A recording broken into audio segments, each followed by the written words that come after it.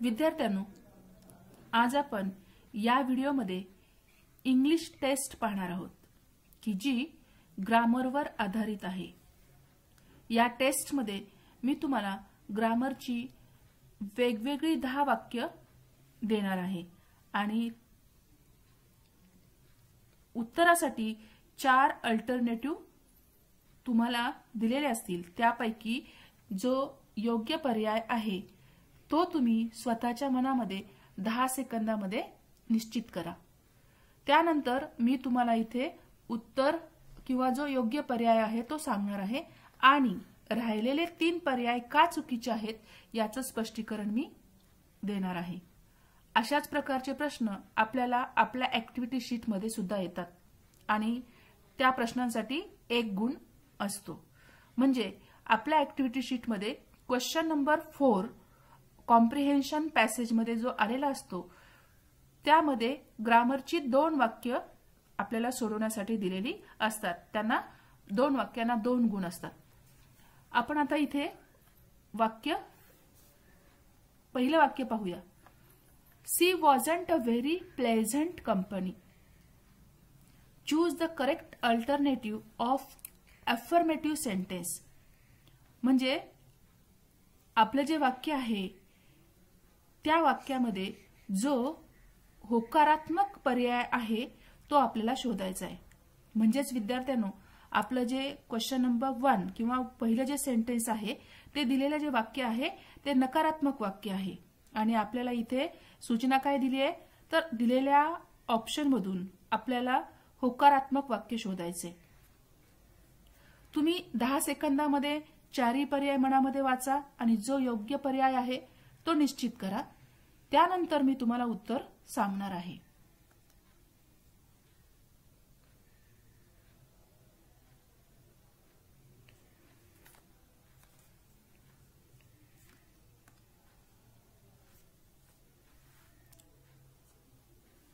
विद्यार्थ्यांनो, योग्य पर्याय आहे नंबर 2।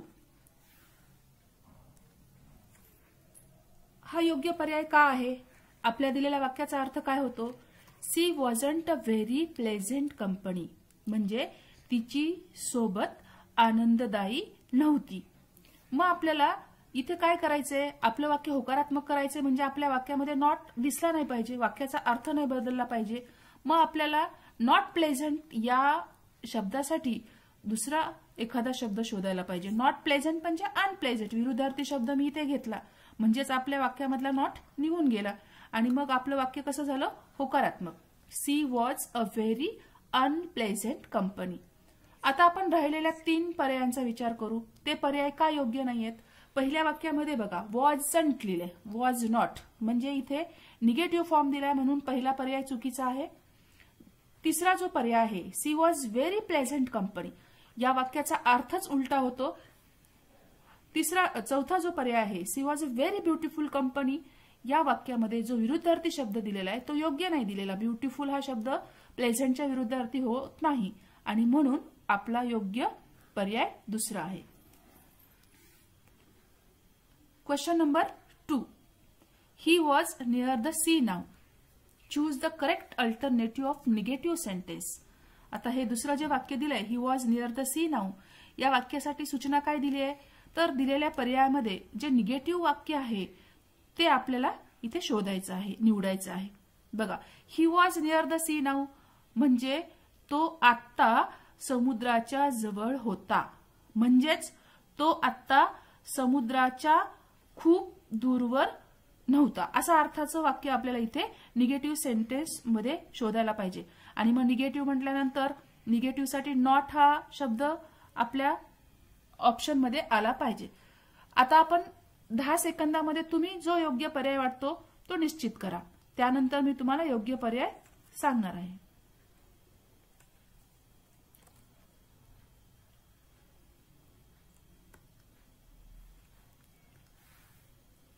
योग्य पर्याय दुसरा, he was not far from the sea now. विद्यार्थ्यांनो, आपल्याला काय करायचं होतं? वाक्य निगेटिव्ह, मग आपल्या वाक्यामध्ये नॉट आहे आणि नियरच्या विरुद्धार्थी शब्द आपण फार घेतला आणि म्हणून आपलं हे वाक्य झालं निगेटिव्ह सेंटेन्स। आता राहिलेले 3 वाक्य म्हणजे 3 पर्याय का बरोबर नाहीयेत? पहिला पर्याय बघा, he was far from the sea now. याच्यामध्ये निगेटिव्ह फॉर्म म्हणजे नॉट नाहीच आहे, म्हणून तो पर्याय चुकीचा आहे. तिसरा जो पर्याय आहे, he was not long from the sea now. Long हा शब्द त्यासाठी बरोबर नाहीये. शॉर्ट लॉंग असे अपोजिट वर्ड होतात. इथे नियरला फार हा अपोजिट शब्द बरोबर आहे, म्हणून तो पर्याय चुकीचा आहे. आणि चौथा जो पर्याय आहे, he was not near from the sea now, याच्यामध्ये नॉट नियर म्हणजे विरुद्ध वाक्याचा अर्थच बदलून टाकलेला आहे. He was not near from the sea now म्हणजे दिलेले वाक्य जे आहेत राहिलेले 3 ते वाक्य चुकीचे आहेत हे आपल्याला समजलेलं आहे.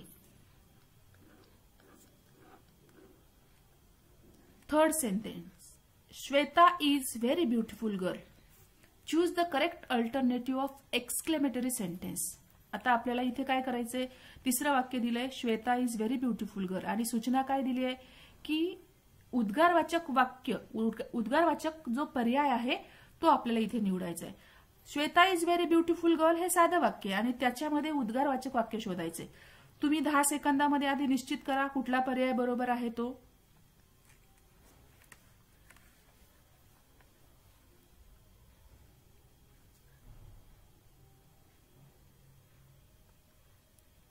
योग्य पर्याय आहे number 2, how beautiful girl Shweta is. विद्यार्थ्यांनो, हा पर्याय बरोबर का आहे ते आधी पाहूया आपण. जेव्हा आपण साध्या वाक्याचं उद्गारवाचक वाक्य करतो तेव्हा वाक्यामध्ये अ वेरीच्या आधी आलेला आहे का हे पाहून घेतो. या वाक्यामध्ये अ आलेलं नाही आणि म्हणून आपण एक्सक्लेमेटरी सेंटेन्स करत असताना वाक्याची सुरुवात हाऊने करणार आहोत. त्यानंतर ऍडजेक्टिव्ह शोधायचंय आणि ऍडजेक्टिव्हचा पुढचा भाग वाक्यातला जशाला तसा घ्यायचा आहे. म्हणजे आपण हाऊ घेतलं, how beautiful girl Shweta is, exclamatory mark दिला म्हणजे आपला पर्याय दुसरा बरोबर आहे. आता राहिलेले 3 पर्याय का चुकीचे आहेत? इथे बघा, how girl Shweta is beautiful म्हणजेच ऍडजेक्टिव्ह नंतर गर्ल यायला पाहिजे, पण त्यांनी गर्ल आधीच घेतले म्हणजे वाक्याची रचना, एक्सक्लेमेटरी वाक्याची रचना चुकली म्हणजे पहिला पर्याय चुकीचा आहे. तिसरा पर्याय बघा, व्हॉट घेतलंय. ज्या वाक्यामध्ये दिलेल्या वाक्यामध्ये म्हणजे आपल्या प्रश्नामध्ये जर व्हेरीच्या आधी अ असतं तर व्हॉट वापरलं असतं म्हणजे हा पर्याय चुकीचा आहे. आणि चौथ्या पर्यायामध्ये सुद्धा व्हॉट वापरलंय म्हणजे त्याही पर्यायाचा आपण विचार करणार नाही. त्यानंतरचं वाक्य बघूया आपण, sentence number 4, how hot the summer was. Choose the correct alternative of assertive sentence. आता दिलेला जो वाक्य जे आहे ते उद्गारवाचक वाक्य आणि आपल्याला काय करायचंय, ऍसरेटिव्ह सेंटेन्स करायचे म्हणजे विधानात्मक साधं वाक्य करायचे. आपल्याला दिलेलं वाक्य उद्गारवाचक आहे हे कशावरनं कळलं, हाऊ आणि एक्सक्लेमेटरी सेंटेन्स. आता आपल्याला साधं वाक्य करायचं म्हणजे यस अधिक व्ही अधिक ओ असं आपल्याला त्याची रचना सिंपल करायची आहे.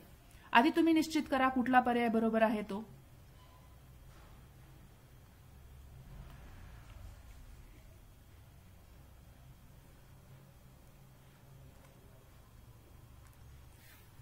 योग्य पर्याय आहे number 4, the summer was very hot.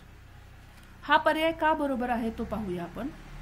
The समर म्हणजे सब्जेक्ट, वॉज म्हणजे वर्ब आणि जेव्हा एक्सक्लेमेटरी सेंटेन्सचं साधं वाक्य करायचं असतं तेव्हा आपण व्हेरी हे घ्यायला पाहिजे म्हणून आपण व्हेरी घेतलं आणि हॉट म्हणजे दिलेला चौथा पर्याय बरोबर आहे. आता 3 राहिलेले पर्याय का चुकीचे आहेत?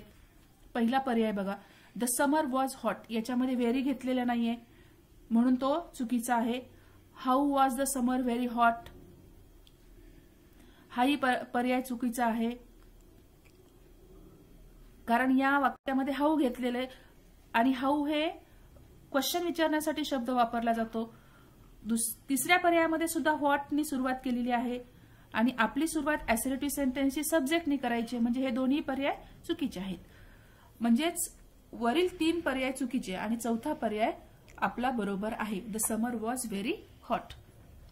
नेक्स्ट सेंटेन्स पाहूया आपण, sentence number 5, we must keep our promises. Choose the correct option to transform the sentence into passive voice. दिलेले जे वाक्य आहे त्या वाक्याचं आपल्याला पॅसिव्ह व्हॉइस करायचे. आता बघा, we must keep our promises. जेव्हा आपण प्रथम आपण यातला जो पर्याय बरोबर आहे तो तुम्ही निश्चित करा.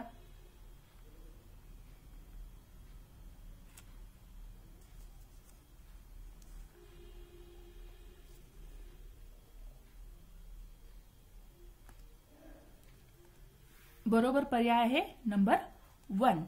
आवर promises must be kept by अस.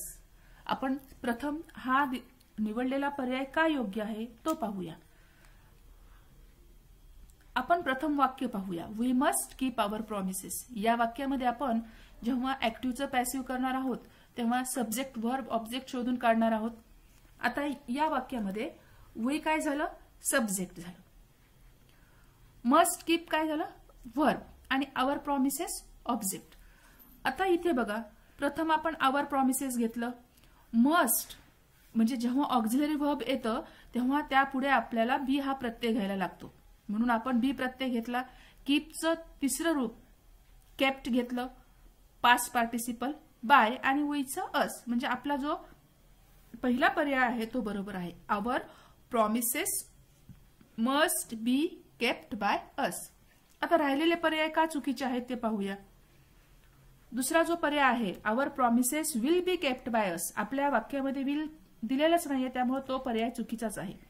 त्याच्यानंतरचा खालचा जो पर्याय आहे 3 नंबरचा, our promises would be keep by us. Would पण दिलेलं नाही, आपल्या वाक्यामध्ये मस्ट ऑक्झिलरी वर्ब आहे. Number 4, our promises must kept by we.